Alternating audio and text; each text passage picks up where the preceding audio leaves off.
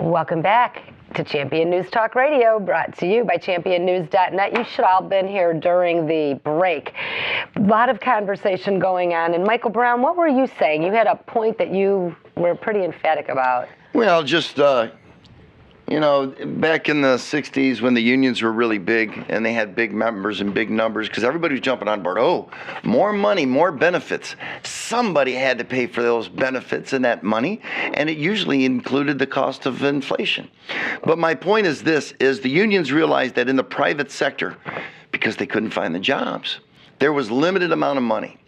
In the public sector was an unlimited amount of money, only here they could actually choose who their boss was and get in bed with their boss. The relationship between the unions and our politicians is an incestuous relationship, which is exactly why the unions and the unfunded pensions in Illinois have just gone out of the roof. What say you, Jack? What I'm going to say about it is this. The reason our schools stink, and they do on an international scale, they don't teach either morals or arithmetic in our crummy schools. Look at Chicago. Here's these bleeding heart Democrats supposedly helping the poor people. For Christ's sake, their children are going to rotten schools. And why? It's because the schools are managed by the stinking teacher unions.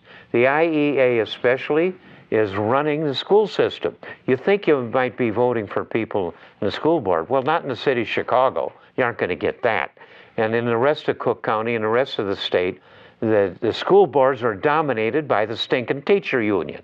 And that's what you get because they take all of this money away from the teachers, some $132 million a year in dues from the teachers, and they use that to corrupt everything, especially the school system. Yeah, So the masters of your kids and of you dumbheads that own homes in the state of Illinois. Let me just follow up with that. It's a union that's running it for you. Yeah, that's exactly right. And let me just give you a statistic around that.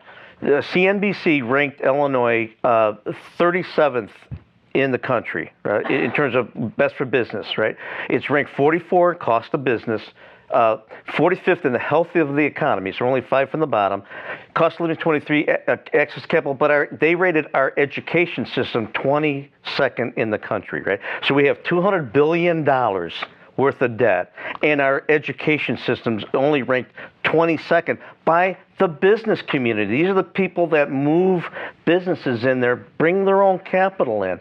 That is where the real crime is. We're in the upper half, There's though. a statistic on schools, too, because what you're talking about is comparing schools against other lousy schools, most of them pretty stinko here in the United States, because when you go to testing against the other industrial companies, we're, out of 30, we're usually around 15 or so. We're very mediocre. It's only some of the island joints or something that are going to have worse records, but people like Germany and South Korea and Australia and England, well, they blow us out of the water. They blow us out of the water. So the comparison with the schools here in this country is we're the flunkies of the whole school system. Well, we're 22nd among the flunkies. Let me just say this.